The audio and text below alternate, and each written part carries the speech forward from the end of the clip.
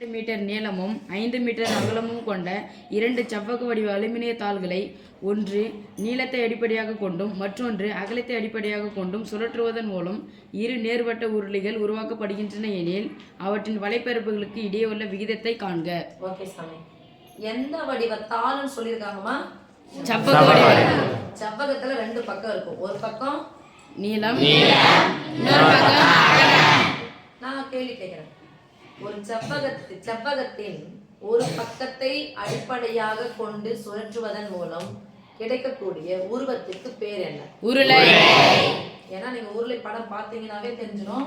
இப்படி போடுறோம் அப்படின்னு சொன்னா காத்துல வந்து பாருங்க பார்க்கலாம், உருளை. ஓகேவா? இந்த பக்கம் போன செவ்வகமா, அப்படியே இந்த பக்கம் வட்டம், கீழே ஒரு வட்டம் போட்டா வடிவம் கிடைச்சிச்சு, உருளை. அப்போ செவ்வகத்தின் ஒரு பக்கத்தை அடிப்படையாக கொண்டு சுழற்றுவதன் மூலம் கிடைக்கப்பெறும் உருவத்துக்கு பேரு உருளை.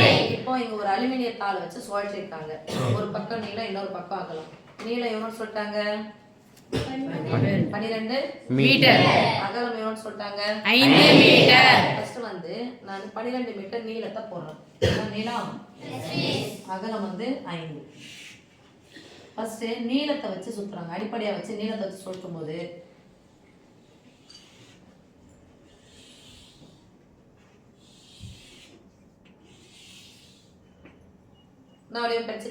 உருளை. இப்போ நீளம் எவ்வளவு? இது 12. செவ்வகத்தின் எதிர் பக்கங்கள் இந்த பக்கம் வட்டம், இதுவும் வட்டம், இந்த பக்கம் 12, இந்த பக்கம் என்ன சொல்றாங்க? ரைட்டா? இப்போ இது வட்டம் சாமி, இது ஃபுல்லா வட்டம் எடுத்துக்கலாம். இது ஃபுல்லா நம்ம என்ன சொல்லுவோம்? வட்டத்துல இதெல்லாம் சொல்லுவோம் விட்டம். நமக்கு என்ன தேவை? அப்போ ஆரம் என்பது என்னது? விட்டத்தின் பாதி. பாதி ஆக்குனா எவ்வளவு சாமி? இது பேர் என்னன்னு சொல்லுவோம்? அப்ப இது என்ன ஈக்குவல் டு h ன்னு சொல்லிக்கலாமா? இதேதான், அதே வடிவம், அதே அலுமினிய தாள் தான். எதை வச்சு சுத்துறாங்க? ஃபர்ஸ்ட் நீளத்தை வச்சு அடிப்படையை வச்சு சுத்தாச்சு. இப்ப அடுத்து யாரை வச்சு சுத்துறாங்க? அகலம் இதானே?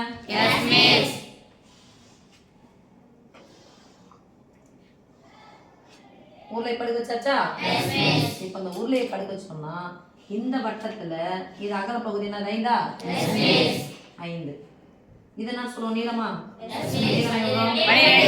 கவுத்து வச்சிருக்கேன். ட்ரம் என்ன பண்ணிட்டேன்? கவுத்து வச்சாச்சு. இப்ப இது பேர் என்னன்னு சொல்லுவோம் சாமி? வட்டத்துல இது பேர் என்னது?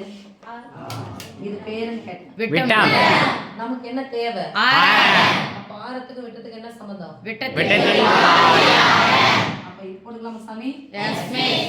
r equal to இது வந்து இரட்டைப்படை எண் கிடையாது, அதனால பாதியை போடணும்னு சொல்லலாம். 5/2. இந்த 12ன்றது உருளைக்கு என்னவா மாறிடுச்சு? உயரம். என்ன கேக்குறாங்க சாமி? ஒரு நேர்வட்ட உருளை உருவாக்கப்படுகிறது. 2 உருளைக்கும் உள்ள வலைப்பரப்புகளுக்கு இடையே, 2 உருளையின் வலைப்பரப்புக்கு இடையே உள்ள விகிதம். அப்ப விகிதம் என்ன சொல்லுவோம்? ஈஸ்ட் என்னது? என்னது? இப்ப உருளையினுடைய வலைப்பரப்பு ஃபார்முலா போடுவோம். உருளையின் வலைப்பரப்புக்கான சொல்லலாமா? இதுக்கும் இதுக்கும் போட்டுக்கிறோம். 2πrs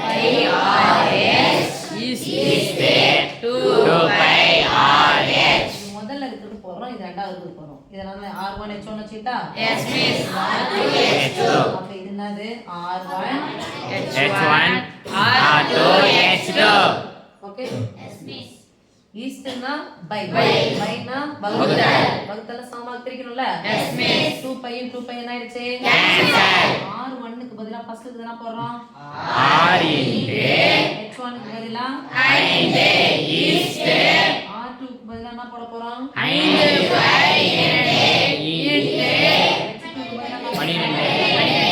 நடுவுல பெருக்கல், குறுக்க குறுக்க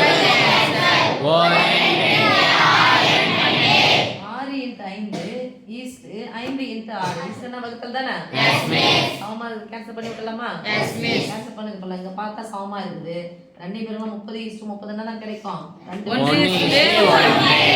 அப்ப 2 வலைப்பரப்புகளுக்கு இடையே உள்ள விகிதம் 1:1. கணக்கு பார்க்கும்போது இப்படி இருக்கும் ஏவி, ஆனா திங்க் பண்ணா எப்படிதான் இருக்கும்? ஓகேவா?